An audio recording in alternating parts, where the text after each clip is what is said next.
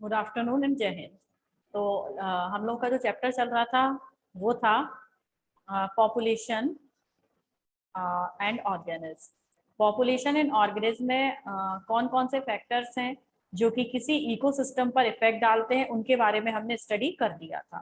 ठीक है, आप सभी को याद होगा, उनके बारे में हम बहुत सारी स्टडी कर चुके थे। तो अब हम पढ़ना स्टार्ट करते हैं किसके बारे में।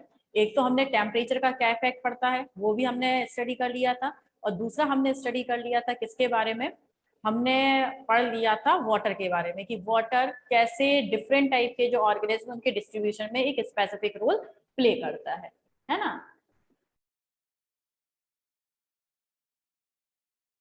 चलिए,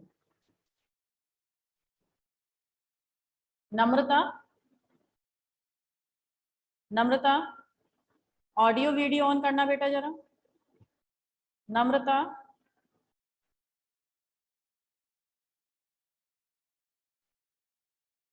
ऑडियो वीडियो दोनों ऑन कर लीजिए। सुनाई दे रहा है बेटा नम्रता?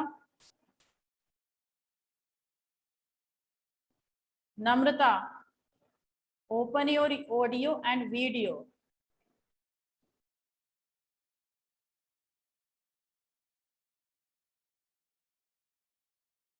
नम्रता, ऑन करिए audio video. Don't waste time, time waste ना करके ऑडियो वीडियो ऑन करो बेटा।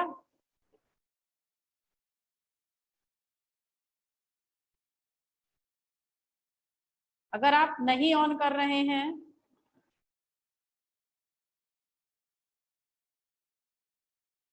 नहीं करना है on, I will remove you.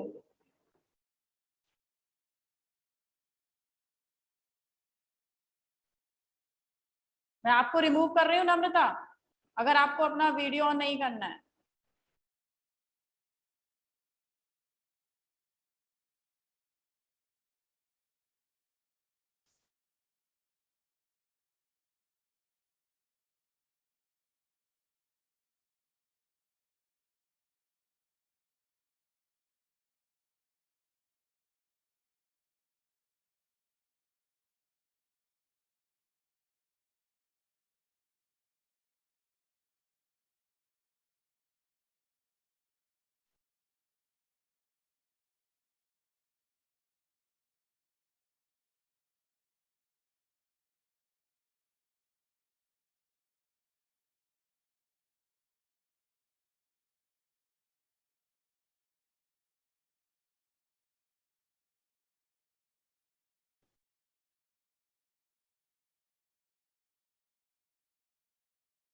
बेटा सभी अपना ऑडियो वीडियो ऑन कर लो एक बार, तुम्हारी शकल देखना आप चाहते हैं हम, आज आपकी शकल देखना पसंद करेंगे हम। सभी अपना ऑडियो वीडियो दोनों ऑन करो, बात भी करेंगे तुमसे आज। है कौन ये, जरा मैं देख ही लूँ आज। ऑडियो वीडियो सभी ऑन करो, जो ऑडियो वीडियो ऑन नहीं करेगा मैं रिमूव कर दूंगी उसे। सुनाई दे रहा है? ऑडियो वीडियो दोनों ऑन करिए, और जो ऑडियो वीडियो ऑन नहीं करेगा आई विल रिमूव। माही ठीक है, सिम्मी ठीक है, माही और सिम्मी बंद कर लीजिए। और कौन है? प्रीति, प्रीति शकल दिखाओ, दिख नहीं रही हो मुझे। ओके प्रीति। कुसुमलता ठीक है, कुसुमलता ठीक है बेटा, ठीक है। कनक, नम्रता, वैष्णवी, रौनक, नम्रता ठीक है, बंद कर लो Namrata. Vaishnavi, Vaishnavi yes ma'am, okay yes ma'am. Okay ठीक है बेटा, सब ऑफ कर लो। अब बचे हुए बच्चों को मैं जानती हूँ, है ना। अब जो भी आएगा रिमूव नहीं करना है, मतलब एंटर नहीं करना उन्हें। चलिए आ जाइए टॉपिक पर, फालतू में टाइम वेस्ट करा देते हैं। मैं कई बार कह चुकी हूँ, पढ़ना है तो अपने नाम से आइए, नाम बदल के मत आइए। तो आपका जो चैप्टर चल रहा था आप सभी को पता है, चैप्टर जो हम पढ़ा रहे थे वो था पॉपुलेशन एंड ऑर्गेनिज्म। ठीक है, पॉपुलेशन एंड ऑर्गेनिज्म में इकोसिस्टम पर कौन कौन इफेक्ट डालता है वो सारी बातें मैं आपको बता रही थी। इकोसिस्टम पर जो इफेक्ट डालता है वो उसके कंपोनेंट थे। टेम्परेचर क्या इफेक्ट डालता है, दूसरा हमने पढ़ा था टेम्परेचर के बाद आपका प्रेसिपिटेशन यानी कि वाटर। अब आज हमें बात करनी है किसकी, लाइट की। तो लाइट क्या इफेक्ट डालता है किस पर, किसी भी इकोसिस्टम पर, कौन, लाइट। चलिए तो लाइट के बारे में हम पढ़ना स्टार्ट कर लेते हैं। तो सबसे पहले अगर हम बात करते हैं कि जो लाइट है, आपको पता है light is necessary for photosynthesis, सभी को पता होगा, कोई नई बात नहीं है। तो लाइट का प्लांट्स और एनिमल इन दोनों पर क्या होता है, अलग अलग इफेक्ट पड़ता है, और इन्हीं इफेक्ट को हमें यहाँ पर डिटेल में पढ़ना है। तो जो लाइट है, लाइट का पहले हम बात कर लेते हैं किसकी, प्लांट्स पर पड़ने वाले इफेक्ट पर, और दूसरी हम बात कर लेते हैं किस पर, एनिमल पर पड़ने वाले इफेक्ट पर, एनिमल पर। ठीक है, तो प्लांट्स और एनिमल, प्लांट्स और एनिमल है, इन पर क्या इफेक्ट पड़ता है किसका, लाइट का। तो अगर हम प्लांट की बात करें तो प्लांट में एक जो मेन प्रोसेस है वही लाइट पर डिपेंड करती है, और वो प्रोसेस कौन सी होती है, फोटोसिंथेसिस। ठीक है, फोटोसिंथेसिस आपकी एक ऐसी प्रोसेस है जिसमें कि प्लांट अपना फूड सिंथेसाइज करता है, जानते हैं। अब जो प्लांट्स है, प्लांट्स लाइट के बेस पर एक और काम करता है, फोटोसिंथेसिस सभी को पता है, एक दूसरा काम क्या करता है, दूसरा काम करता है वो फ्लावरिंग। ठीक है, क्या करता है, फ्लावरिंग। फ्लावरिंग पूरी तरीके से प्लांट्स में, ध्यान रखिएगा, प्लांट्स में फ्लावरिंग दो चीजों पर मेनली डिपेंड होती है। एक है जो नेसेसरी थिंग है वो होता है क्या, आपका लाइट, और सेकेंडरी थिंग क्या होती है, हॉर्मोन्स। समझ रहे हो ना, अभी तक आपको शायद दिमाग में ऐसा बसा होगा कि हॉर्मोन्स ही फ्लावरिंग के लिए रेस्पॉन्सिबल होते हैं, लेकिन ध्यान रखिएगा जो मेन है, जो फ्लावरिंग के लिए रेस्पॉन्सिबल होता है वो हार्मोन तो एक सेकेंडरी थिंग हो गई, जो मेन थिंग है वो कौन है, आपका लाइट है। ठीक है, लाइट एक नेसेसरी थिंग है किसके लिए, फ्लावरिंग के लिए। इनफैक्ट आप पहले इसे समझिएगा जो मैं ये समझा रही हूँ, यहाँ पर मान लीजिए आपका कोई प्लांट है, ठीक है, ये कोई प्लांट है, और यहाँ पर उसमें क्या हो रही है, फ्लावर, अभी फ्लावर नहीं आया, ठीक है, मान लीजिए सिंपल है, आपका वेजिटेटिव फेज में प्लांट चल रहा है, अगर इसमें फ्लावरिंग होगी तो उसके लिए क्या होगा, यहाँ पर इनमें जो इसकी लीफ है, ये जो लीफ है, लीफ सनलाइट की प्रेजेंस में एक स्पेसिफिक हार्मोन जिसे हम फ्लोरिजन कहते हैं, फ्लोरिजन। ठीक है, फ्लोरिजन हार्मोन है, उसका सिंथेसिस करेंगे। फ्लोरिजन हार्मोन का synthesis only in the presence of light ही होगा, और करेगा कौन ये सिंथेसिस, ये करेगा आपका प्लांट्स में प्रेजेंट लीफ, उसकी लीफ करेंगी फ्लोरिजन हार्मोन का सिंथेसिस। बात समझे अपना। चलिए, तो जब फ्लोरिजन हार्मोन का सिंथेसिस हो गया लीफ में, अब यहां से फ्लोरिजन कहां जाएगा, एपिकल बड में, ऊपर वाली बड है वहां पर, एपिकल बड में, तब जाके ये क्या करेगा, यहां पर आपका फ्लावरिंग बड का फॉर्मेशन करेगा, फ्लावरिंग बड का क्या होगा, फॉर्मेशन होगा। यानी कि जब तक लीफ में फ्लोरिजन हार्मोन नहीं बनेगा तब तक प्लांट्स फ्लावरिंग नहीं करेगा। यानी कि मेन कौन है, फ्लोरिजन हार्मोन, और फ्लोरिजन हार्मोन के लिए रेस्पॉन्सिबल कौन है, एक लीफ और दूसरा लाइट। बात समझ गए ना। और अब आप सोचें कि कोई प्लांट है जिसमें लीफ नहीं है, ठीक है, कोई प्लांट है जिसमें लीफ नहीं है, तो नेचुरल सी बात है उसमें जो फ्लावरिंग है, फ्लावरिंग भी उसमें नहीं होगी। समझ गए हो ना, बिना लीफ की प्लांट में फ्लावरिंग होने की जो चांसेस है बहुत कम होती है। लेकिन एक प्लांट है, बहुत बड़ा सा प्लांट होता है, उसमें इतने बड़े बड़े से रेड कलर के फ्लावर्स लगते हैं, ठीक है, तो वो क्या कर सकता है, वो आपकी फ्लावरिंग करता है क्योंकि वो पहले से ही फ्लोरिजन हार्मोन बना के स्टोर कर लेता है। ठीक है, तो florigen hormone is necessary for flowering, flowering के लिए फ्लोरिजन जरूरी है। यानी कि आप यहाँ पर लाइट और प्लांट्स में एक रिलेशनशिप क्या होता है, इसका फ्लावरिंग, क्या, formation of flower, formation of flower. ठीक है, फ्लावर के फॉर्मेशन के लिए भी बेटा किसकी जरूरत होती है, लाइट की जरूरत होती है। बात समझ गए। और इसी फ्लावरिंग के बेस पर ही, फ्लावरिंग को हम क्या बोलते हैं, आपको साइंटिफिक लैंग्वेज में याद होगा, आपने क्लास 10th में पढ़ा होगा, फोटो पीरियडिज्म, ठीक है, या फिर फोटो पीरियड, फोटो पीरियड। ठीक है, क्या है आपका, फोटो पीरियड।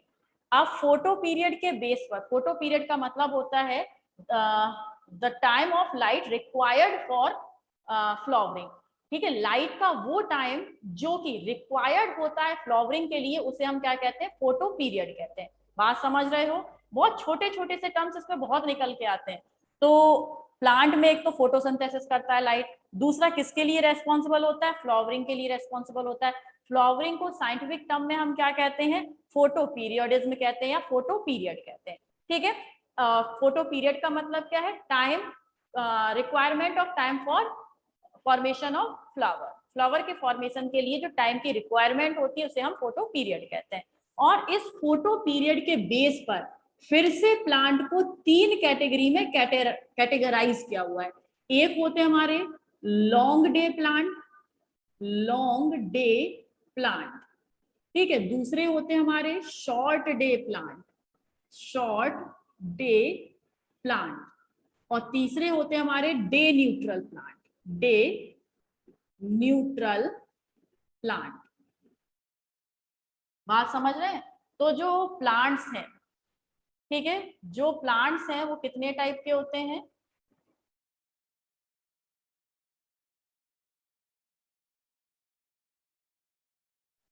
जो प्लांट्स हैं वो कितने टाइप के होते हैं आपके फोटो पीरियड के बेस पर, 3 टाइप के, long day plant, short day plant और तीसरे आपके कौन से हैं, डे न्यूट्रल प्लांट। बात समझ गए इतनी? तो इस तरीके से ये आपके क्या है, प्लांट है। अब लॉन्ग डे प्लांट कौन से होते हैं, ध्यान से सुनना। लॉन्ग डे प्लांट ऐसे प्लांट जिन्हें की फ्लावरिंग के लिए बहुत ज्यादा सनलाइट की जरूरत होती है, करीब 12 घंटे तक उन्हें सनलाइट अवेलेबल होगी, तभी वो क्या करेंगे, फ्लावरिंग करेंगे। समझ गए? लॉन्ग डे प्लांट क्या होते हैं, ऐसे प्लांट जिनके लिए सनलाइट की जरूरत ज्यादा होती है फ्लावरिंग के लिए। ठीक है। शॉर्ट डे प्लांट ऐसे प्लांट जो कि कम अवेलेबिलिटी या कम ड्यूरेशन ऑफ सनलाइट में ही क्या कर लेते हैं, फ्लावरिंग कर सकते हैं। तीसरे है डे न्यूट्रल प्लांट, मींस इनका लाइट से डायरेक्टली कोई रिलेशनशिप नहीं है, इन्हें चाहे ज्यादा धूप मिले या चाहे कम धूप मिले, ये दोनों लाइट में क्या कर सकते हैं, फ्लावरिंग कर सकते हैं। तो लाइट के बेस पर प्लांट की पूरी कैटेगरी को ही कैटेगराइज कर दिया गया है। समझ गए ना? प्लांट्स को 3 पार्ट्स में कैटेगराइज कर दिया है, long day plant, short day plant और डे न्यूट्रल प्लांट। बात समझ रहे हैं? इसीलिए आपने देखा होगा कि बहुत सारे ऐसे प्लांट्स हैं जिनमें फ्लावरिंग एक स्पेसिफिक टाइम पर होती है, जैसे मैरीगोल्ड। मैरीगोल्ड आप सभी लोग जानते हैं, जिसे हम लोग क्या बोलते हैं, गेंदा। जो मैरीगोल्ड है ये आपके अधिकतर दिवाली के टाइम पर, जब आप दीपावली मनाते हैं उस टाइम पर मैरीगोल्ड आता है। ठीक है। उसके अलावा आप अभी समझ लें या इस टाइम या फिर बहुत ज्यादा आपकी गर्मियों में जो मैरीगोल्ड है उसमें फ्लावरिंग नहीं होती। क्यों? क्योंकि मैरीगोल्ड में फ्लावरिंग के लिए जो स्पेसिफिक लाइट ड्यूरेशन है वो कब मिलती है, आपका दीपावली के टाइम के आसपास मिलती है। उन्हें जितना दीपावली के आसपास लाइट की ड्यूरेशन होती है उतनी ही ड्यूरेशन में वो क्या कर सकता है, फ्लावरिंग कर सकता है। इसीलिए जो प्लांट्स हैं उनमें एक स्पेसिफिक टाइम पर ही क्या होती है, फ्लावरिंग होती है। साल में पूरे टाइम वो फ्लावरिंग नहीं कर सकते। ठीक है। तो आई थिंक आप अच्छा, ठीक है बेटा। हाँ भाई, तो अब हम पढ़ना स्टार्ट करें नेक्स्ट टॉपिक। इतना तो आप समझ गए होंगे आई थिंक।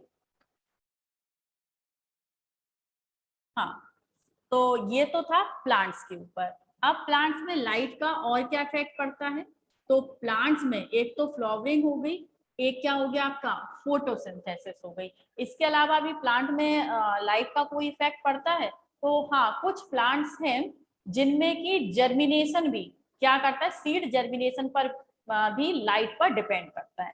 क्या? सीड जर्मिनेशन, सीड जर्मिनेशन सभी में नहीं करता, कुछ प्लांट्स में सीड जर्मिनेशन भी लाइट पर डिपेंड करता है। ठीक है। चलिए आ जाइए, अब बात करते हैं किसकी, एनिमल्स की। एनिमल्स पर लाइट का क्या इफेक्ट पड़ता है? ठीक है, तो एनिमल्स पर लाइट का इफेक्ट पड़ता है, इनकी जो सेंसेस होते हैं, ठीक है, इनके सेंसरी ऑर्गन, स्पेशली आई के फॉर्मेशन में लाइट का एक स्पेसिफिक रोल है। ठीक है, तो हम लिख सकते हैं light play specific role in formation of eyes, ठीक है, आइज के फॉर्मेशन में लाइट एक स्पेसिफिक रोल प्ले करती है। कैसे करती है, इसे बहुत अच्छे से समझिएगा। ऐसी स्पीसीज, ऐसी एनिमल की स्पीसीज जो हमेशा डार्क में रहती है, बात समझ रहे हो, ऐसी एनिमल की स्पीसीज जो अधिकतर डार्क में रहती हैं, उनमें जो आईज हैं वो धीरे धीरे धीरे धीरे रूडिमेंट्री होती जाती है। रूडिमेंट्री का मतलब भाई डार्क में रहेंगी मीन्स अंधेरे में रहेंगी, तो अंधेरे में वहां पर आंखों का कोई काम नहीं है, और आंखों का काम ना होने के कारण वो धीरे धीरे उनकी जो नेक्स्ट जो जनरेशन आती है उनमें आंखों का काम ना होने के कारण वो क्या हो जाती है, रिड्यूमेंट्री हो जाती है। मीन्स उनमें कैपेसिटी नहीं हो रहती है कि वो किसी भी चीज को देख सके। बात समझ गए, यानी कि जो आपकी आंखें हैं, आंखों का फॉर्मेशन डिपेंड करता है किस पर, लाइट पर। तो बहुत सारी ऐसी बैट, इसका एग्जाम्पल है बहुत सारी आपकी जो केव बैट है, केव बैट, ठीक है, केव बैट समझते हैं, जो गुफाओं में आपकी कौन रहती है, बैट, चमगादड़।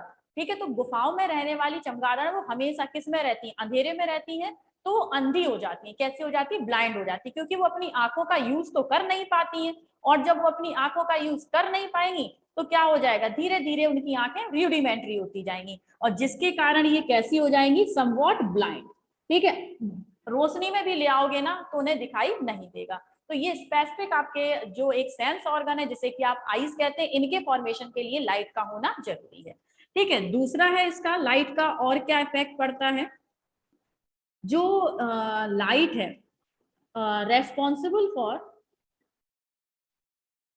Responsible for pigmentation like in human. ठीक है, ह्यूमन में पिगमेंटेशन समझते हैं, स्किन के कलर के लिए।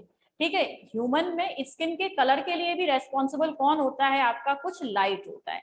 आपने देखा होगा कि ऐसे लोग जो कि जिनकी कंट्री में अधिकतर कैसा बना रहता है, हमेशा सनलाइट अवेलेबल होती है। ठीक है, कभी भी ऐसा नहीं होगा कि साल के कुछ दिनों में सनलाइट कम हो जाए। जैसे कि कौन सा एरिया है आपका, जो अर्थ है, अर्थ का इक्वेटर वाला पार्ट है, वहां पर जितनी भी कंट्रीज आती हैं, अर्थ है, अर्थ का इक्वेटर वाला पार्ट है, यहाँ पर जितनी भी क्या आएंगी, कंट्रीज आएंगी, इन कंट्रीज में हमेशा सिर के ऊपर सूरज चमकता मिलेगा। यानी कि यहाँ पर सनलाइट की अवेलेबिलिटी बहुत ही ज्यादा अधिक होती है। इस कारण से यहाँ के जितने भी लोग हैं, अधिकतर उनका जो कलर है वो डार्क मिलेगा।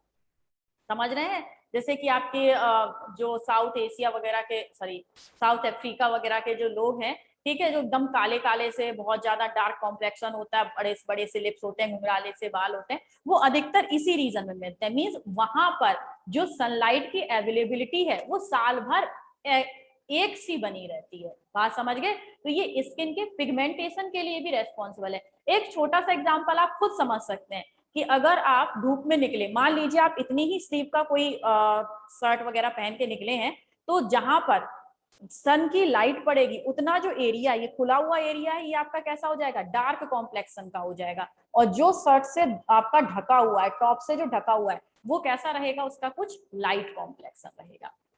बात समझ रहे हो ना, तो उसका कॉम्प्लेक्शन कैसा रहेगा, कुछ लाइट कॉम्प्लेक्शन रहेगा। तो ये किस कारण से हुआ, यहाँ पर ये डार्क कैसे हो गया, पिगमेंटेशन के कारण। कौन सा पिगमेंट रेस्पॉन्सिबल था इस डार्कनेस के लिए, मेलानिन। समझ रहे हो ना, तो मेलानिन पिगमेंट के सिंथेसिस को भी बढ़ा सकता है कौन, आपका सन की लाइट। यानी कि ह्यूमन के स्किन कलर के लिए भी रेस्पॉन्सिबल कौन है, आपकी लाइट है। तो आई थिंक आप ये जो लाइट का क्या इफेक्ट पड़ता है इसे आप समझे होंगे।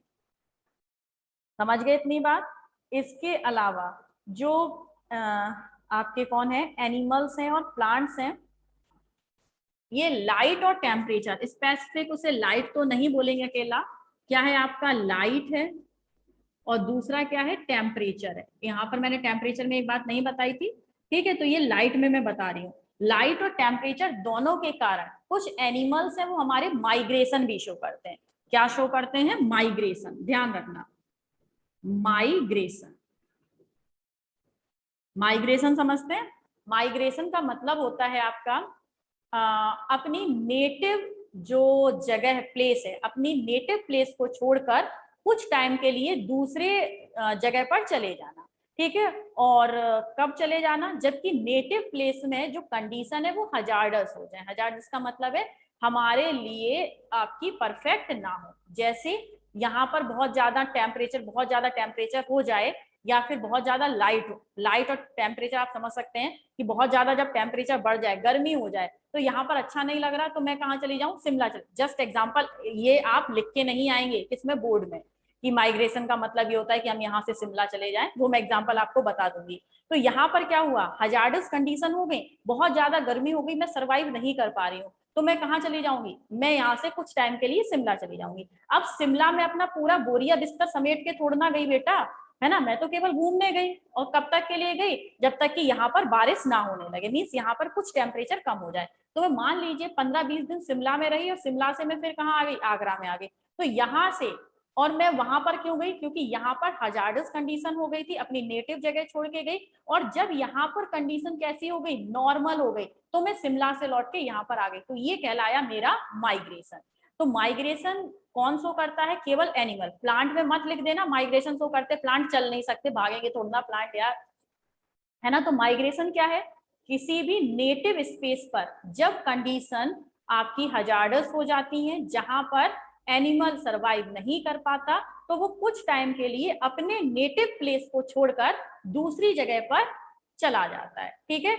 और कुछ टाइम उस दूसरी जगह में रहता है, जब तक कि उसकी नेटिव प्लेस पर कंडीशन कैसी ना हो जाए, नॉर्मल ना हो जाए, फिर वहां से लौट के आ जाता है नॉर्मल कंडीशन होने पर, ठीक है। तो इसको बोलते हैं हम क्या, माइग्रेशन। माइग्रेशन का बेस्ट एग्जांपल है साइबेरियन आपकी क्रेन, ठीक है। साइबेरियन क्रेन है, वो साइबेरिया से और कहाँ आ जाती हैं, इंडिया आ जाती हैं। किसके कारण, आपकी लाइट और टेम्परेचर के इफेक्ट के कारण। जब साइबेरिया में आपका क्या हो जाता है कि उनके लिए हजार्डस कंडीशन बन जाती हैं, तो वो इंडिया में माइग्रेट कर जाती हैं। जैसे अपना कीटम में बहुत सारे माइग्रेटरी बर्ड्स आते हैं, आपको पता होगा। भरतपुर जो आपका बर्ड सेंचुरी है, घाना बर्ड सेंचुरी, ठीक है, केवला देव बर्ड सेंचुरी वगैरह है, यहाँ पर बहुत सारे माइग्रेटरी बर्ड्स आते हैं। वो वास्तव में इंडिया के नेटिव नहीं है, आप ये समझ सकते हैं कि उनके घर में कंडीशन अच्छी नहीं है, तो इंडिया में वो पिकनिक मनाने आ जाते हैं, और जैसे ही उनको लगा कि उनके घर में कंडीशन सही हो गई, तो इंडिया से पिकनिक मना के उड़ जाते हैं, ठीक है। तो ये भी डिपेंड करता है, माइग्रेशन भी किस पर, आपका लाइफ पर।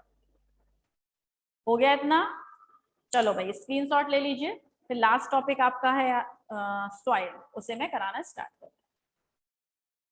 आपको आज इसके मैं नोट सेंड कर दूंगी, ठीक है, टेंशन मत लेना, नोट्स आपको मिल जाएंगे।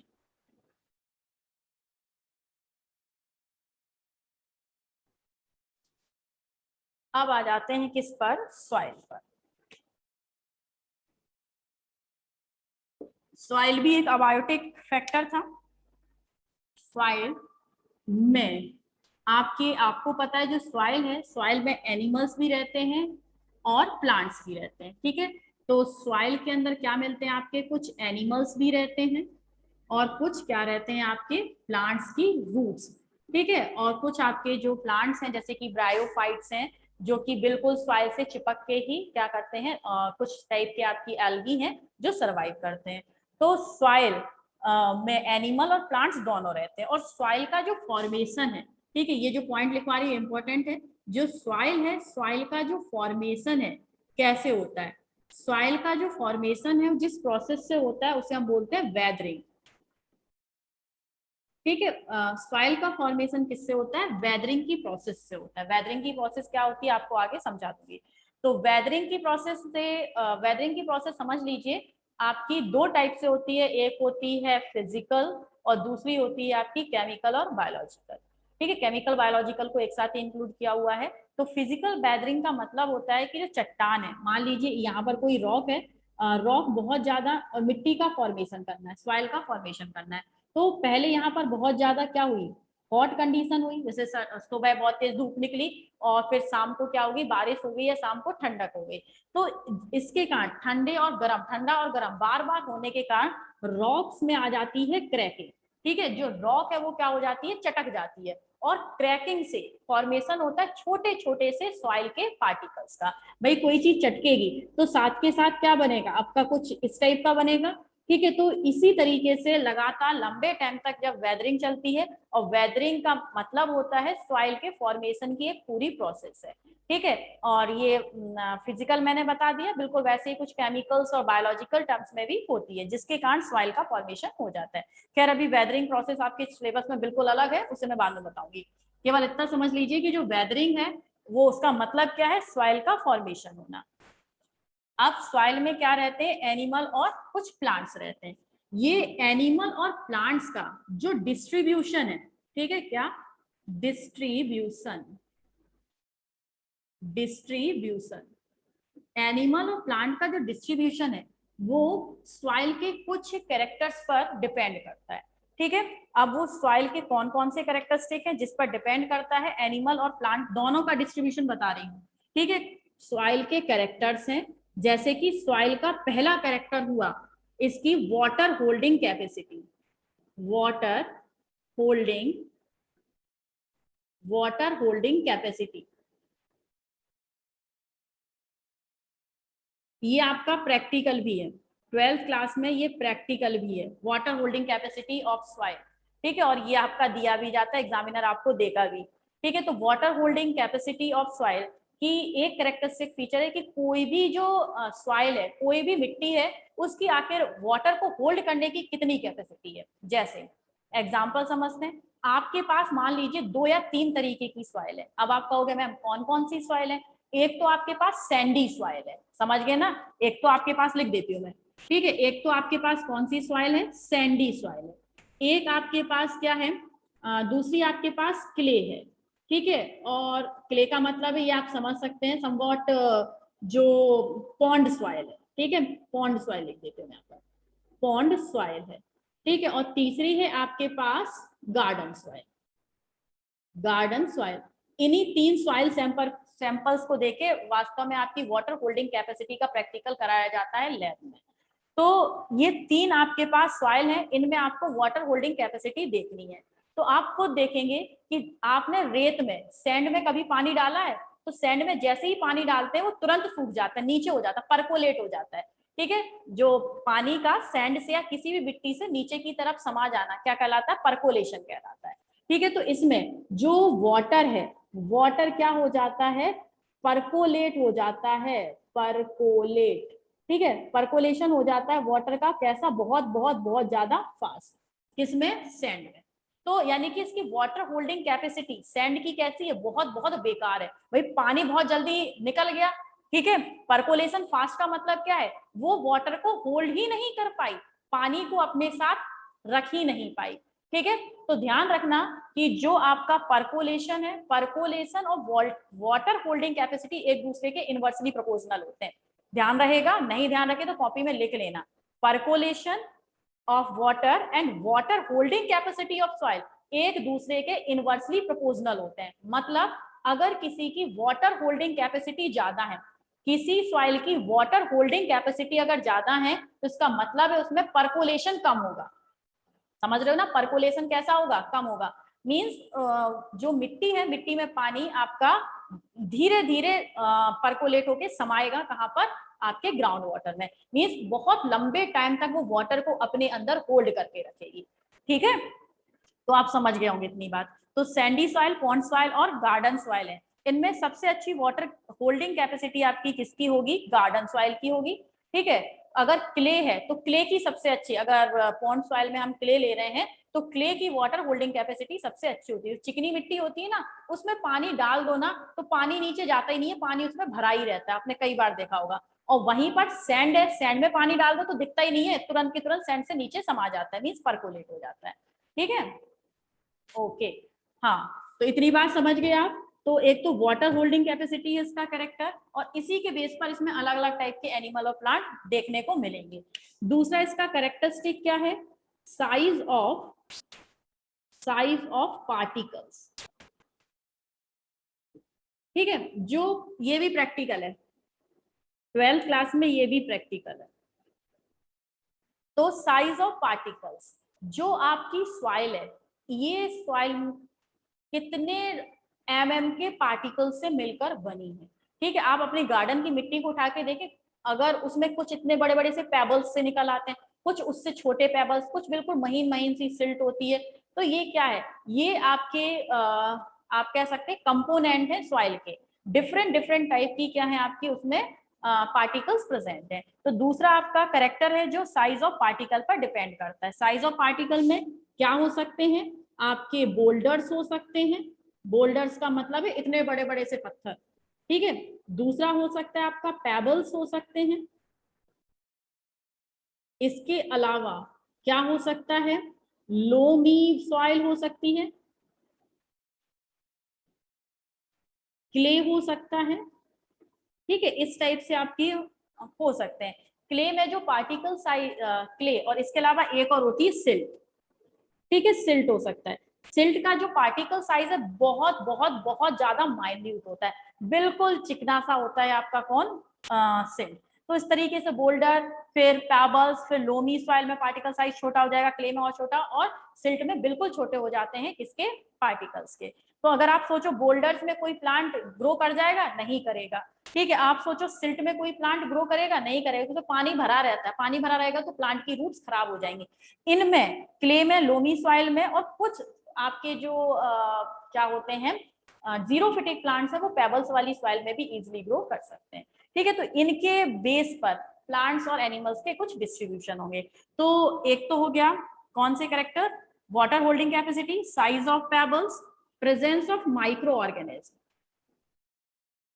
प्रेजेंस ऑफ माइक्रोब्स, ठीक है। माइक्रोब्स का प्रेजेंस भी डिपेंड करता है कि वहां पर कोई प्लांट ग्रो करेगा या नहीं करेगा, ठीक है, या कोई एनिमल वहां पर सरवाइव कर पाएगा नहीं, कि पता चला ऐसे माइक्रोब्स हैं जो कि किसी एनिमल में डिसीज कॉज कर रहे हैं, समझ रहे हो ना। जैसे कि आपके कुछ सॉइल बॉर्न डिसीज होती है, तो सॉइल बॉर्न डिसीज है और वहां पर कोई एनिमल रह रहा है, तो सॉइल से उस एनिमल के अंदर चली जाएंगी, उस एनिमल की डेथ हो जाएगी, ठीक है। तो कुछ ऑर्गेनिज्म भी होते हैं जो कि डिस्ट्रीब्यूशन ऑफ एनिमल और प्लांट्स के लिए रेस्पॉन्सिबल होता है, जो प्रेजेंट होते हैं, ध्यान रखना, सॉइल के अंदर, ठीक है। जैसे कि आपकी नाइट्रीफाइंग बैक्टीरिया होते हैं, एजोटोबैक्टर हुए, ये मिट्टी में ही तो मिलते हैं, है ना। तो ये सब आपके किसके लिए रेस्पॉन्सिबल है, प्लांट और एनिमल के डिस्ट्रीब्यूशन के लिए। और लास्ट है आपका पीएच, पीएच ऑफ सॉइल, ठीक है। सॉइल का पीएच कैसा होगा, पावर ऑफ हाइड्रोजन कैसी होगी, मीन सॉइल एसिडिक है, बेसिक है या न्यूट्रल है, क्योंकि आप जानते हैं एसिडिक और बेसिक सॉइल में प्लांट्स ग्रो नहीं करते, अगर सॉइल न्यूट्रल है तो वहां पर ग्रो करेंगे। आपने देखा होगा कि बहुत सारी आपकी अनबैरन जो लैंड है, मीन्स आप कह सकते हैं से हिंदी में क्या कहते हैं, बंजर भूमि, ठीक है ना। तो वो जो आपकी अनबैरन अनफर्टाइल लैंड है, वो क्यों ऐसी पड़ी रहती है, उसमें कोई भी प्लांट ग्रो नहीं करता। आपने देखा होगा कि अगर आप आगरा से बाहर कहीं जाए, अपने गांव वगैरह घूमने जाए, तो बहुत सारे ऐसे बड़े बड़े लैंडफील दिखाई दे जाएंगे आपको, जहां पर एक भी प्लांट ग्रो ही नहीं कर रहा, व्हाइट व्हाइट सा पूरा आपको स्पेस दिखाई दे रहा है, व्हाइट व्हाइट सी पूरी जमीन दिखाई दे रही है।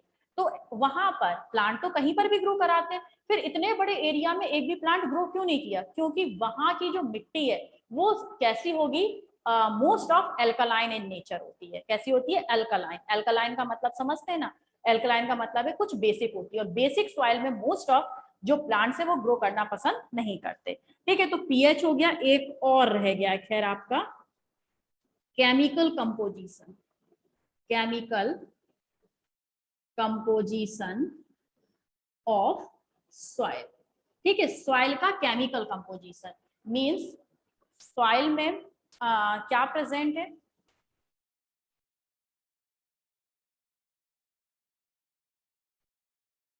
सॉइल में आपका कैल्शियम प्रेजेंट है, फॉस्फेट प्रेजेंट है, नाइट्रोजन प्रेजेंट है। जब डिफरेंट टाइप के मैक्रो और माइक्रो न्यूट्रिएंट्स प्रेजेंट होंगे तभी वहां पर प्लांट्स ग्रो कर पाएगा, अदरवाइज वहां पर प्लांट ग्रो नहीं कर पाएगा। तो ये सारे आपके मेन कैरेक्टरिस्टिक हैं सॉइल के, जो डिपेंड करते हैं किस पर, प्लांट्स के और एनिमल्स के डिस्ट्रीब्यूशन पर, ठीक है। तो स्क्रीनशॉट लीजिए, और ये आपके अबायोटिक कंपोनेंट्स हैं जो किसी भी इकोसिस्टम पर इफेक्ट डालते हैं, वो सारे मैंने आज आपको कंप्लीट करा दिए। चलिए, हो गया, बताइए समझ में आ गया कि नहीं।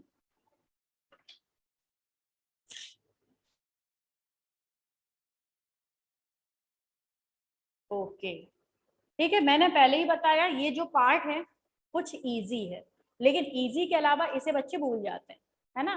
तो इसे याद करके रखिएगा, कल बेटा मैं क्लास नहीं लूंगी आपकी, ठीक है। थोड़ा सा मैं बिजी हूँ कल, और आपको जो भी नेक्स्ट टॉपिक है वो मैं परसों कराऊंगी। नोट्स वगैरह सेंड कर दूंगी, आप उसे कल बना लीजिएगा। ठीक है, चलिए तो परसों मिलते हैं फिर हम नए टॉपिक के साथ। तब तक के लिए जय हिंद एंड गुड बाय। बाय।